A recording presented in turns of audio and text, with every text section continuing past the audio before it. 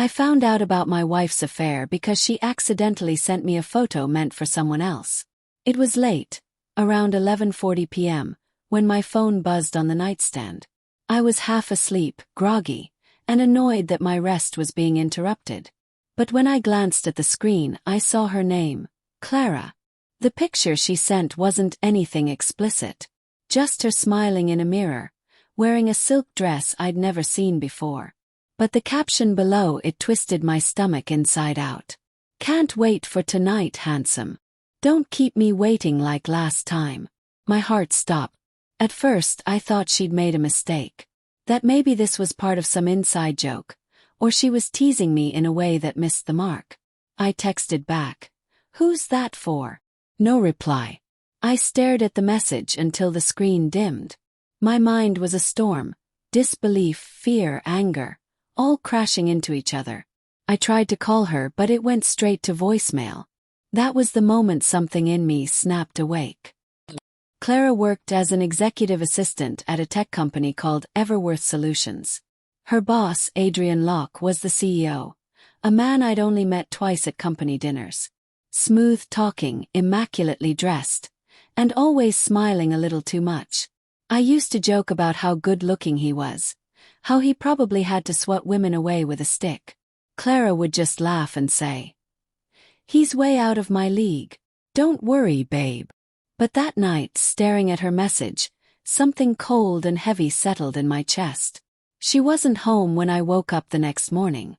Her text came around 8:12 a.m., casual, detached.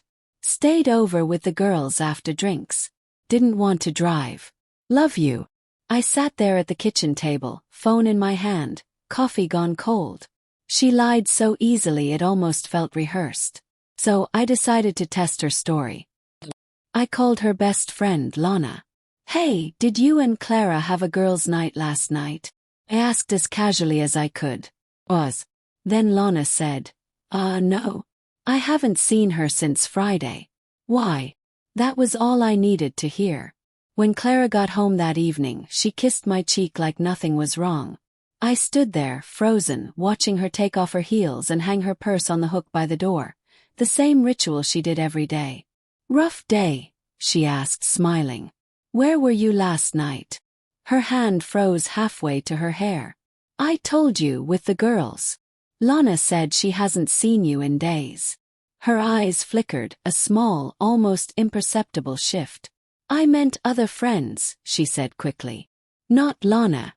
"Who then?" She hesitated. "You don't know them." The lie came too fast. Too clean. I didn't say another word. Just walked away before the anger boiling in my chest spilled over. That night when she showered, I checked her phone. I hated myself for it. I'd never invaded her privacy before. But the trust between us had already cracked. What I found shattered it completely. There were messages between her and Adrian Locke. Hundreds of them. Flirty texts, late-night calls, hotel receipts, photos. The first message went back 3 months. The latest was from the night before, sent at 12:03 a.m. "You're worth every risk. See you next week, my love." I felt my knees go weak. My breath came out in short, broken bursts. Every word blurred into the next as the reality sank in. She wasn't just having an affair. She was in love with him. For days I pretended everything was fine. I couldn't confront her, not yet. I wanted to see them together to make sure my mind wasn't spinning lies. So I followed her. On Friday, she told me she had a networking dinner. I watched from a distance as she met Adrian outside a hotel downtown. She leaned in to kiss him before they even reached the lobby doors. That image, her lips on his, burned itself into my memory.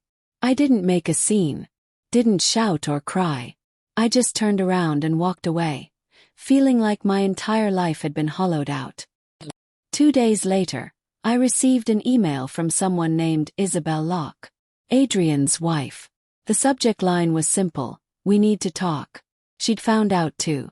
We met at a quiet cafe the next morning. Isabel was nothing like I'd expected. Elegant, poised, but her eyes were tired, The kind of tired that comes from crying in private for too long.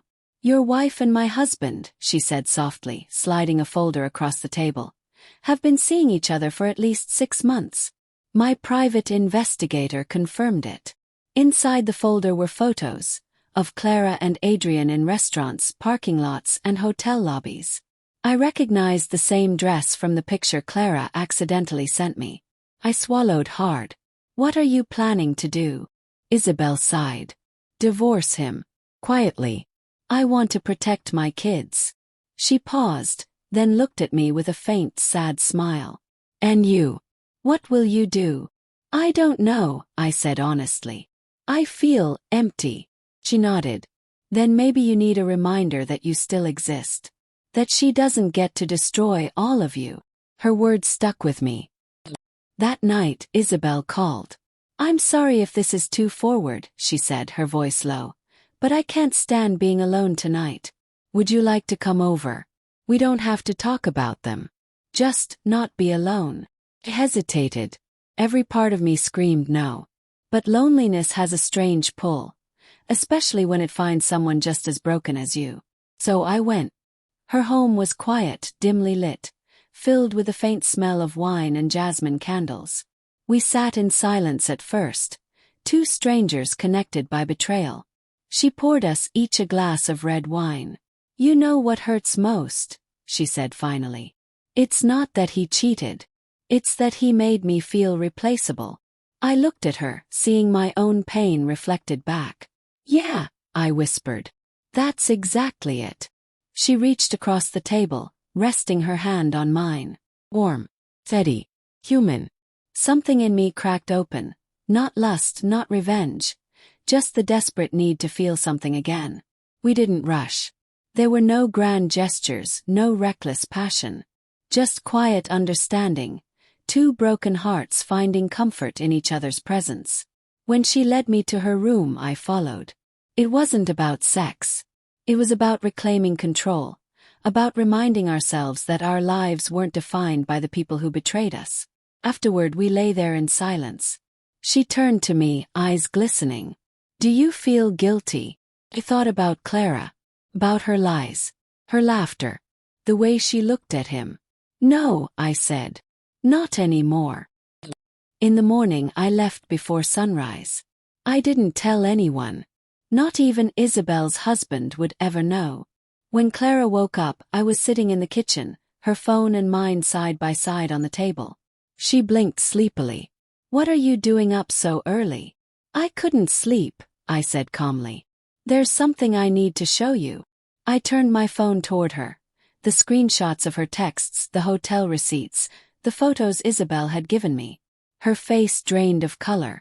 Where did you get these? Does it matter? She stammered. It wasn't what it looks like, I swear. Don't, I said sharply. Don't insult me with more lies. For a moment she looked like she might cry. Then her expression hardened. Fine. You want the truth. I was unhappy. You stopped trying. Adrian made me feel alive again. Her words sliced through me. So you threw everything away because you were bored? I didn't mean for it to happen, she whispered. But you let it. Silence stretched between us, heavy and suffocating. Finally I stood. You can stay here until you find somewhere else. But this marriage is over. 2 weeks later, the divorce papers were signed. Clara tried calling me a few times after that. Late at night, drunk, crying. I never answered. She moved out of state eventually. Adrian's wife divorced him quietly, just like she'd planned. And me.